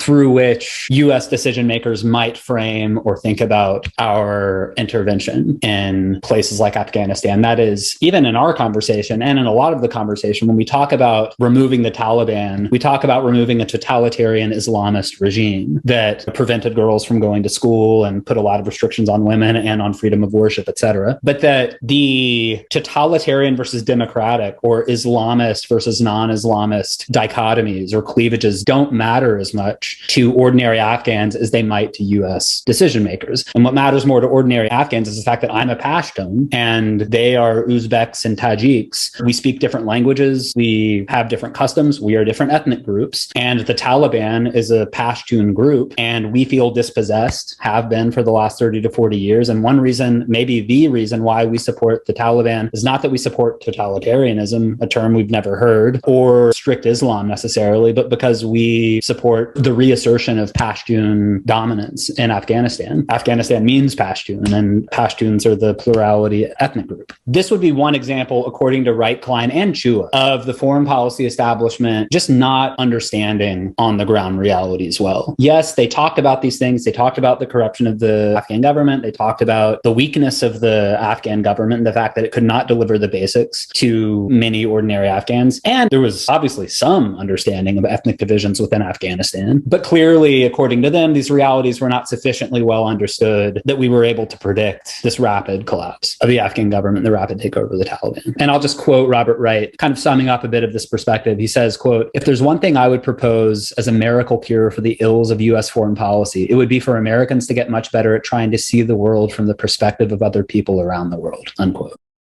So US foreign policy decision makers do not have good information about the societies that they're intervening in. What is your reply to that very general claim that I tried to elaborate on? In a certain sense, that's correct. But it's important to understand that that's less to do with the American government being incompetent. There are literally thousands of people employed by the US government, in addition to all the people who work in journalism, in universities, in think tanks, whose careers are based on understanding what can be understood about the culture, the politics, the economics of other societies, including Afghanistan and Iraq. So it's not that there isn't anybody trying to figure this out. There are, in fact, experts who know what there is to know and are trying to make predictions about what might happen. But you have to recognize the inherent difficulty of doing this. You know, it's one thing to ask experts or the intelligence community to figure out how many fighters are loyal to Al-Qaeda, how many fighters make up the fighting forces of the Taliban, how powerful are the weapons they have access to, you know, how many of them they have, where are they around the country. Those are things which you could hope to know with a pretty high degree of precision. And in fact, the US is in general pretty good at figuring that sort of thing out. And in part, it's because they're physical things that one can see and that are unambiguous. That is clearly an AK-47. That is clearly this kind of missile. We got a satellite picture of it in this part of the country, not in this other part of the country. And there are things like how willing is the Afghan National Army to hold out and continue fighting a bloody war against the Taliban. There's no satellite image you can take. There's no communication you can intercept that will tell you the answer to that. You can rely on American soldiers and advisors who are working with these people and, you know, how resolved do these people seem to be to hold out. But that's still going to be difficult to assess because, frankly, the individuals who make up the Afghan National Army may not be able to give you any better prediction for how long it will last. That depends on what everybody else in the army thinks, and their willingness to hold or not depends on what they think everybody else thinks. And they're going to be looking to events to get a sense for it. If I see people start giving up in various cities, I conclude that most of my compatriots aren't willing to do this, which means it's crazy for me to be willing to do it, and I'm going to stop.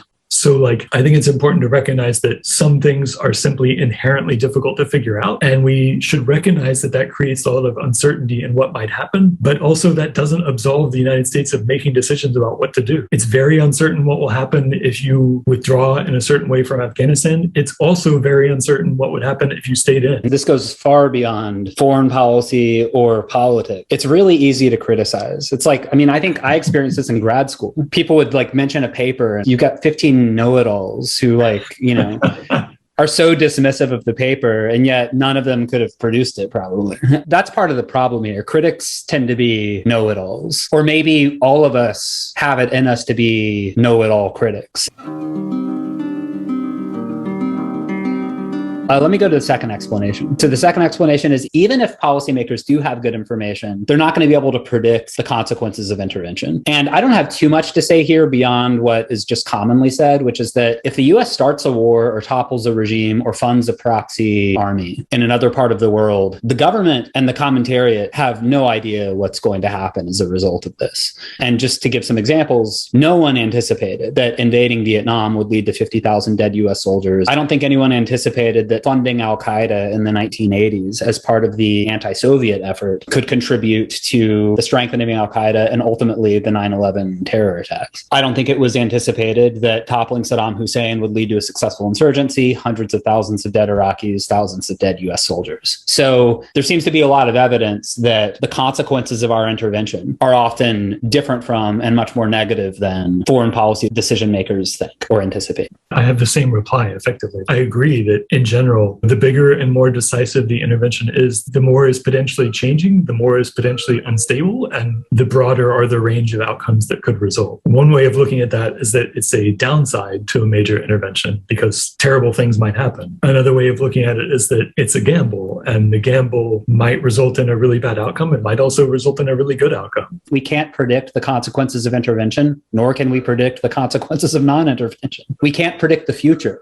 Obviously, carefully considered critiques of U.S. foreign policy are extremely valuable to the government and to the broader American public. But I guess I would like to see a critique that talks explicitly about what the alternatives were and what, if any, anticipations one should have about how those alternatives would have worked out. That's the thing that would sort of be more convincing about, okay, you're right. This thing that the U.S. government chose to do was in fact a mistake because it was reasonable to think some other choice would actually have worked out better. And finally, the third explanation is that decision makers are biased in favor of intervention. And it's because they tend to weight too heavily the negative consequences of inaction, not intervening, not remaining, and to weight too lightly the consequences of action, of intervening, of remaining. I mentioned earlier that narrow interest groups do play a role in foreign policy decision making. And I think you might argue that these narrow lobbies do often really want intervention, perhaps for parochial reasons. So like Cuban Americans really wanting a draconian sanctions regime against the Cuban dictatorship, or Jewish Americans wanting a very pro-Israeli interventionist foreign policy or something like that. So I think one important actor pressing for intervention is often the narrow interest groups, not just the Blob or the foreign policy establishment. But with respect to the foreign policy establishment, which is really the core of the argument, Klein and Wright, I think, believe that the costs of our interventions, the foreseen costs and the unforeseen costs, are really high. And the foreign policy establishment doesn't seem to think they're as high as they really are. So I just want to give like an example or two of this to vivify it. Example, US military presence in Muslim majority countries, especially according to Wright, may drive certain terrorist actors like Osama bin Laden, who mentioned US troop presence in Saudi Arabia as one of his reasons for jihad. And it facilitates terrorist recruitment. It makes it easier for terrorist organizations to say to young Muslim males, the US imperialists are trying to control and subjugate the Muslim world. Now, I think most members of the US foreign policy establishment would not deny that those things are true. They recognize that those things are true. In other words, I don't think those are like unforeseen consequences. But I do think there are a lot of unintended, unforeseen consequences of US intervention. So the war in Vietnam that took tons of casualties on both sides, the civil war in Iraq, the civil war in Afghanistan. So deaths of people in the home country, deaths of US soldiers, the extent of those losses were not foreseen. And then on the flip side, and I think Klein made this point, a lot of members of the foreign policy establishment are really weighting heavily the harm that will come to Afghanistan if we don't remain. So if we pull out, girls won't get educated. We'll see a reinstitution of Islamist totalitarianism. I think Klein's point is, yeah, that's true. And, I, Ezra Klein, really don't like that. But I also really don't like the stuff that happened in Afghanistan as a result of our intervening in the first place. And I think he sees a double standard, an excessive weighting of the costs of leaving Afghanistan, of not remaining there, and an insufficient weighting of the suffering caused by our going there and other places like Vietnam and Iraq in the first place. It's like an empirical claim. I'm not sold on that claim, if only because Klein and Wright are talking about cases where the U.S. did engage in a major intervention. And it seems to me like once the U.S. government has made the decision of what it's going to do, whether intervene or not intervene, there's going to be communications from the government attempting to defend the basis for that decision. And then a set of alternative points of view published in the press and, in interviews and so on, saying, here are all the potential downsides of this decision and things that we might end up regretting, or that having seen what happened that we now feel like these are regrettable and it would have been better not to do this. There's a sort of the grass is always greener on the other side sort of thing. And I say that because, to use the language of political science, it's like biased case selection, right? Take what you mentioned earlier, Rwanda, right? Yes. If we instead selected 3 cases where there was serious consideration of whether the U.S. should intervene and it ended up declining to do so, I expect what you would find if you look at public commentary on those cases, both at the time and having observed the consequences of the U.S. decision. And you did see this. What you saw was a lot of people publishing articles and giving interviews, people outside of government saying the U.S. really should have been paying better attention to what was going on. It really should have anticipated that things could go so badly so quickly, and it should have acted to put a stop to the genocide that occurred. And so if we looked only at cases like that, what it would look like is the foreign policy commentariat overweights the consequences of not intervening and isn't thinking about the consequences of intervening. Because part of the reason the Clinton administration chose not to intervene in Rwanda was precisely the fear that intervening in that case means sending American troops, and sending American troops means opening up a range of possible outcomes in which American troops get killed in Somalia, and people want to know why, and why was it worth it to sacrifice blood and treasure in some faraway place. Right. And then the same left-wing critics would criticize the Clinton administration for weighting too heavily the costs of intervention and too lightly the costs of inaction. Yeah. And to be clear, if you go back and look at, op-eds in the Times or the Post from 1994 and 1995 and 96, that's exactly what you'll find. Samantha Power. We should have done this. I mean, Samantha Power wrote a book based on this idea that the United States has a responsibility when it sees these cases where these awful things could happen to try to stop it. And, I think the pendulum of public commentary kind of swings back and forth depending on whether we've seen cases where the U.S. is intervening and bad things happen, or whether what we're seeing is the U.S. doesn't intervene and bad things happen. One of the pieces of the argument you went through is that foreign policy decisions in the United States are primarily determined by the foreign policy establishment, what Wright calls the Blob, and some narrow interest groups who maybe don't care about foreign policy in general, but care about U.S. foreign policy towards some particular country or on some particular issue. I guess my question would be, what area of government policy doesn't look like that? I had the same thought. If we ask about stimulus, if you talk about welfare, all of these are characterized by there's some establishment of people who have made a career out of working in this area or commenting on this area or researching this area. And there's a set of narrow interest groups who have a particular attachment to how these particular policies are set. I think the only difference, according to Wright, and I inferred this, I don't think he said it explicitly, is that Americans know and care even less about foreign policy than they do about domestic policy, leaving even more latitude for these elites and interest groups. But I think your general point is definitely true. I mean, it's definitely true that on average, the American public cares more about domestic policy broadly than foreign policy, for probably the very good reason that domestic policy is more consequential to their individual lives. I mean, if you live in the United States, it's domestic policy that's going to have the most effects. But on the other hand, in one sense, that gives decision makers more discretion over foreign policy, but it also imposes this very harsh constraint that if you screw up foreign policy bad enough to screw up domestic life in America, you will be severely punished by the electorate. So I think the claim that there's no accountability for mistakes made in foreign policy, or alleged mistakes made in foreign policy, doesn't hold water. I mean, Barack Obama, when he was a candidate for the Democratic primary in 2008, made a lot of currency off Hillary Clinton supporting the war and the fact that Obama was one of the few senators who voted against it. I don't know what that is if it's not accountability. Hillary Clinton was nothing if not part of the foreign policy establishment. And think of LBJ with Vietnam or Jimmy Carter with the Iran hostage crisis. Most of the time, the public does not pay close attention to foreign policy because it's not having an immediate impact on their livelihoods. But I think it's well understood among policymakers that that holds true precisely so long as it doesn't seem to be having a big impact on them. It's true that when a lot of American service members are dying, that starts to have a serious impact on people's lives. But it's also true that when things happen that seem to really harm the U.S.'s reputation in a very serious way or impose economic consequences on the United States that can be felt domestically, then there is accountability for foreign policy decision making. And I think all those examples you gave are good ones. I'm also reminded, I think Obama and his team thought that if they botched the Osama bin Laden raid, that could kill his chances for a second term. I don't know if that's actually true, but it shows that they certainly thought there would be accountability. And obviously, people who are great war presidents like FDR benefited from being so, right?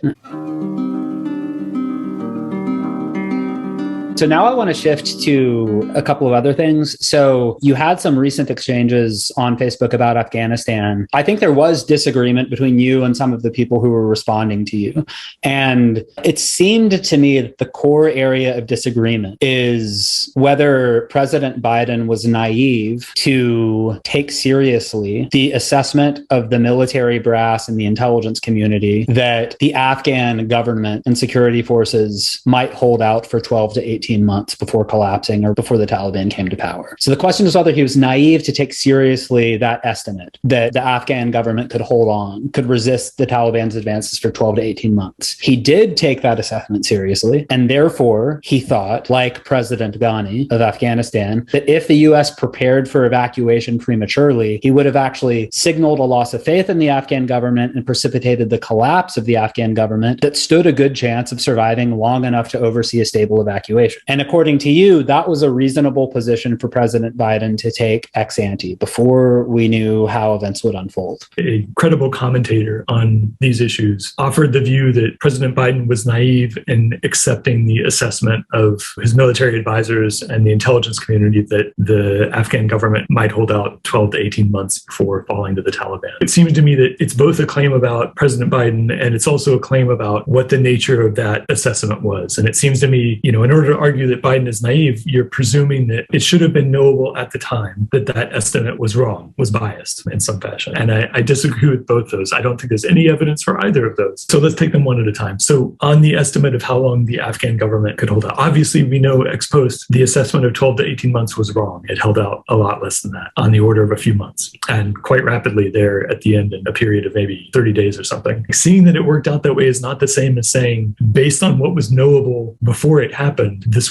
we should have known that it was not going to be 12 to 18 months. What the intelligence community said, at least as has been reported in newspapers, was a wide range of uncertainty about what's going to happen. Our best guess is 12 to 18 months. And in fact, in subsequent intelligence assessments, they reduced that number as they were seeing events transpiring on the grounds. But they noted, even in the initial assessments, that we could be wrong and it could be much faster than this. And if you looked at what people who follow Afghanistan, know things about Afghanistan, what they were saying, there was a pretty broad range of opinions. Some people thought, man, this really is not going to last very long. Some people thought, given what the situation is and the kind of support that the Afghan government will probably continue getting from the international community, no, there's reason to think they might hold out for potentially quite a while. So I think the fact is it was uncertain. People came to different estimates because they found some factors more persuasive than others, but there was no consensus, even among people who know a lot about Afghanistan, about how long it was going to be. And so I think it was reasonable to look at this range of views and the arguments offered for them and say, we really aren't sure. It could be very quick. It could be years. The intelligence community's guess of 12 to 18 months, that's right about in the middle of that. Seems like a fair guess. Given that, you now have to make the decision of, okay, how do we actually implement the withdrawal? How do we carry it out? And we've got to think about how we would carry it out if we thought the government was going to collapse instantly. Might be pretty different from how we carry it out if we think we have months to years. But the danger is if you assume that it's going to happen instantly and you plan to implement the withdrawal accordingly, a mass rapid evacuation from all over the country, that is unambiguous what's happening. It's clearly the United States government signaling we have no faith in the ability of the Afghan government to stay in power. The second you do that, you've just told every soldier in the Afghan National Army, the US thinks this is hopeless. The rational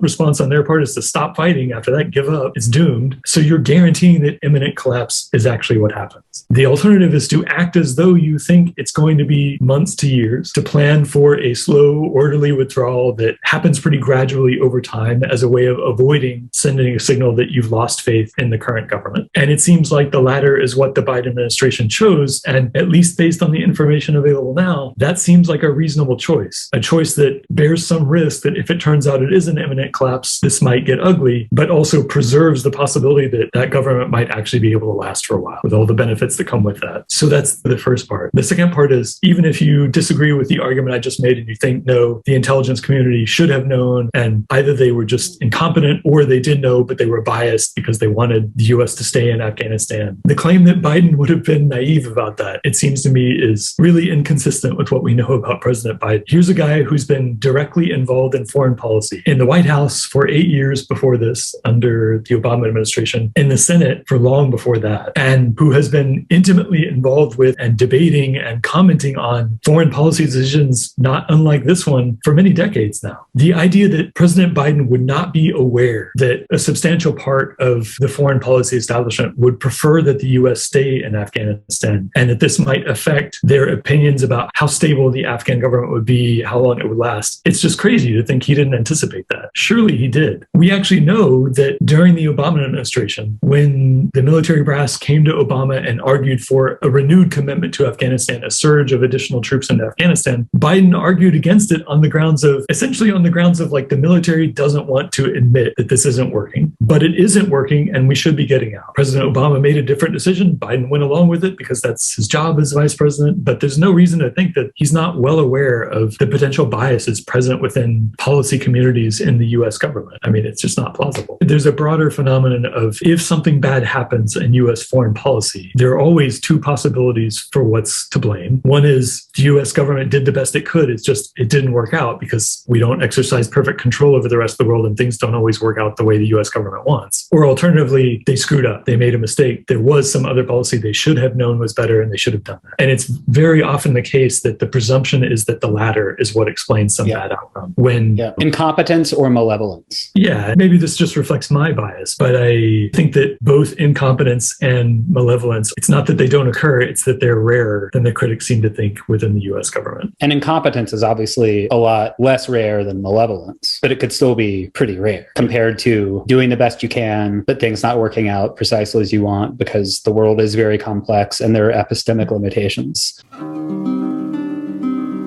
I think you made the point on Facebook. Let's not forget that the people who did all of the killing in Iraq, for example, was not the US forces. It was different warring factions going against each other really violently. That people decided to pile onto that plane in Afghanistan, and that it was ISIS who carried out the terrorist attacks in the Kabul airport, which arguably should have been under the control of the Taliban government. I don't think Ezra Klein would disagree with you that a lot of the harm caused in the countries we've intervened in has been perpetrated or carried out, not by the US government, but by warring factions, ISIS in the case of the Afghanistan bombs. But he does seem to think that the US bears a lot of responsibility, moral responsibility, for the unintended, unforeseen harms that follow from our intervention, even if they're carried out by other people. It's like we intervene, it leads to a mess we didn't intend, and a lot of people die, not at our hands, at the hands of others, but still they're deaths that would not have occurred if we had not intervened at all in the first place. I don't think the disagreement between my view and Klein's is due to a difference in underlying morals. To sort of be clear about the facts, it's unquestionably true that a large number of people died in Iraq and Afghanistan as a direct and unambiguous consequence of US decision. When the US bombs someplace, launches a raid in which people get shot and people die as a result, that's clearly the responsibility of the United States. And it is the case that sometimes the people who get killed are, terrorists or bad guys, and sometimes they're not bad guys. And we shouldn't beat around the bush about the moral responsibility the US bears for those deaths. On the other hand, the further you get away from direct US actions that clearly unambiguously result in people's deaths, and take a step further back and a step further back and a step further back. So the US invaded a country, then it suffered a civil war, then in the civil war, people on this side killed a lot of people on this other side. And then as a result, there's this large number of people who died. Now you're at a much more indirect, much more ambiguous causal chain between the decision the US made to intervene as opposed to not intervening and all the stuff that came after that led to these deaths. So it's not that I think the US doesn't bear any responsibility for these things. It's that morally, the degree to which the US bears responsibility for these things depends on your estimate of exactly how much it was within the power of the United States to avoid these things. So I'm going to strawman the argument a little bit just to make it clear, and then I'll back up. So to strawman Klein's argument and those of many similar criticisms of US intervention is the US intervened, and everything that happened after the US intervened in this country that was bad is the responsibility of the United States. That's a very strong assumption about the degree to which these things were actually caused by the US decision to intervene and wouldn't have happened otherwise, or would have been replaced by better outcomes had the US not intervened. Let me cut in really quickly. It just occurs to me that Klein may be weighting too heavily lightly the consequences of our actions, and ironically, weighting too lightly the consequences of our inaction. Because by his same logic, we are responsible for the 800,000 dead in Rwanda because our decision not to intervene led to that. That is, the counterfactual, us intervening would have prevented that. If you're willing to assume that, yes. If you subscribe to that assumption that the U.S. is the actual cause of all the bad things that happened in Iraq and Afghanistan after the U.S. invaded, then I agree it follows that the U.S. bears more responsibility for all those bad things. But I think that a larger point that Klein and other critics on the left of U.S. foreign policy are trying to make is that, according to them, a lot of the establishment seems to believe the U.S. has a lot of power to control outcomes happening around the world through intervention of one kind or another. And the counter argument they make is that actually, because of limitations in knowledge and limitations in U.S. capabilities and so on, we actually can't fully control these things. And that's why a lot of terrible stuff happens after the U.S. intervenes. But precisely to the extent you believe the U.S. doesn't have the power to completely control these things that happen elsewhere in the world, it follows that the U.S. also doesn't bear full moral responsibility for the bad things that happen. Saying the U.S. didn't have the power to completely transform Afghanistan into a permanent, stable, liberal democracy might be right. And an implication of that is that perhaps the U.S. should have been more modest in choosing to intervene or in intervening at all. But another implication of that same premise is the stuff that then happens in that country, whether the U.S. intervenes and stuff happens after, or the U.S. doesn't intervene and stuff happens after, also is not directly due to U.S. decisions, and hence isn't fully the fault of the United States. So let me ask you the last question, which is kind of what would you do if you were the dictator of the United States? Okay, so in this hypothetical, you're the dictator. You make the foreign policy decisions of the United States government. Furthermore, you have hindsight. So you're the dictator. It's September 12th, 2001. You have seen into the future what would happen if the U.S. did exactly what we did do. And now you have the opportunity to make the same or a different set of decisions with respect to Afghanistan. What would you do and what would you not do? I'm really glad I'm not the dictator of the United States. I'm also really glad I'm not even the president of the United States, and thus, even under constraints, I still have to make these decisions. You know, if you're asking for my personal view, I feel as though the United States had little choice but to intervene militarily in Afghanistan after 9/11. There was an organization present in Afghanistan that offered a clear and present danger to the United States, had engaged in a very serious act of war against the United States. The United States didn't immediately go to war in response. It offered an ultimatum to the government of Afghanistan: hand these people over and stop it, or else. The government of Afghanistan said, I'm sorry, we're not going to hand them over. So I feel as though, even in retrospect, the U.S. had no choice but to go in and try to take out or suppress al-Qaeda at a minimum, to stop further attacks on the U.S. and its allies, or at least reduce them. That's a sort of very different question from, would I have done a 20-year-long intervention in Afghanistan? Would you have gone after the Taliban, or would you have limited it to al-Qaeda, or would that even have been realistic? I also don't think that's much choice. The Taliban is the entity that has territorial control over Afghanistan and is why al-Qaeda has a sanctuary in Afghanistan. I don't think it's enough to ignore the government of Afghanistan that's hosting them and providing them with resources and only attack the actual members of al-Qaeda. I think you have to go after both. And, you know, the U.S. did that and was, in a fairly short matter of time, relatively effective at both of those. The Taliban were overthrown and a much more anti-terrorist U.S.-aligned government was brought into being, and al-Qaeda was forced to completely change the way it organized. It was far less successful. So on the sort of good side of the ledger, this government that supported them overthrown, the organization that carried out the attacks on the United States, many of its members captured, killed, or essentially forced to live on the run, unable to organize further attacks. And at least judged by these indicators of the average person's prosperity in Afghanistan, substantial improvements in infant mortality, maternal mortality, life expectancy, access to basic resources like electricity and healthcare, economic prosperity. All of those things went up during the U.S. intervention. There's some reason to think that some of those things were partly caused by the U.S. intervention and the removal of this Taliban government that wasn't providing any of these things. You know, I think that's something that's not acknowledged and weighed on the side of the intervention, that all of these indicators were improving. It's entirely possible that now that the U.S. is left, they'll all start declining. I don't think anybody can say for certain how quickly they will decline or how far, or whether Afghanistan will be left just as bad off off on these indicators of prosperity as it was before the US intervention. But the fact is that a whole generation of Afghans grew up in a richer, healthier, longer lived, more prosperous Afghanistan than did the generation before them or the generation before that.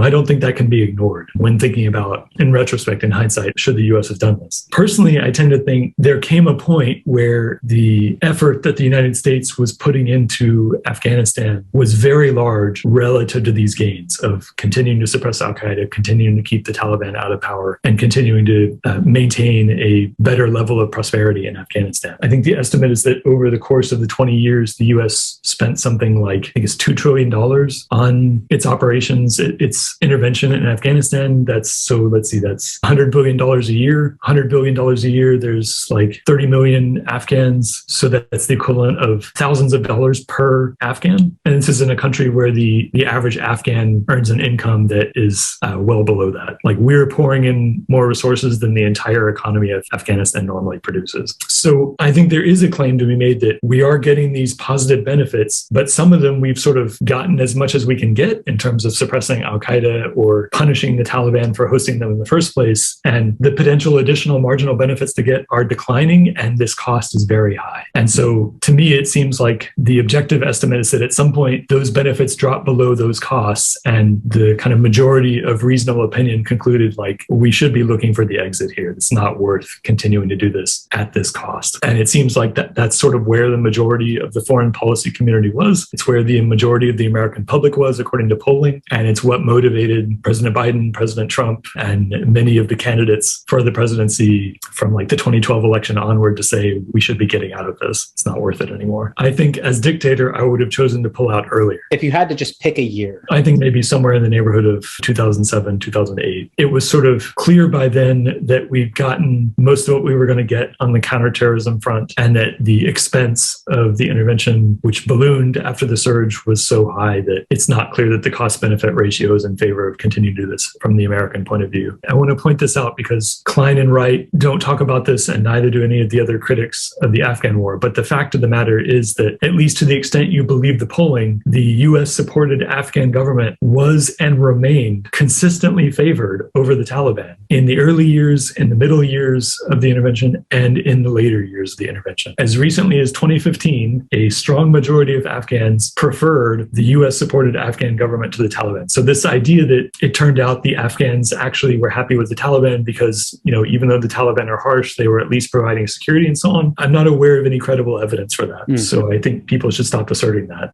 Either Klein or Wright says this explicitly, and it's implicit in many of these criticisms, is this idea that part of the reason this was hard for the US to succeed in all these goals is that it was perceived as a foreign occupier and thus to be resisted by the locals. It is the case that the US was a foreign occupier. It is also the case that, to a large extent, the Taliban is a foreign occupier of Afghanistan and is seen that way by the Afghan public, at least judging from public opinion polls. And they're not wrong about that, because the fact is that the Taliban is very heavily a creature of Pakistan. And Saudi Arabia, and they're ethnically distinct from other tribes. Using the same logic of Amy Chua, the Taliban are outsiders from the point of view of a majority of Afghans. And in fact, many members of the Taliban are not citizens or long-term residents of Afghanistan. A lot of them are citizens of Pakistan. So this claim that like the Afghans ultimately chose the local bad guys versus the foreign bad guy, no. The realistic choice in front of the Afghan people was this foreign occupier, or instead this partly local but also heavily foreign occupier. And I think the ultimate choice, again, judging from the public opinion polls, was not we prefer the Taliban over the US-supported regime. It was we prefer the US-supported regime, but we're afraid the Taliban's going to kill us. So we'll shut up about preferring the US regime and acquiesce to the Taliban one now that the US is leaving. I'm going to entitle this video,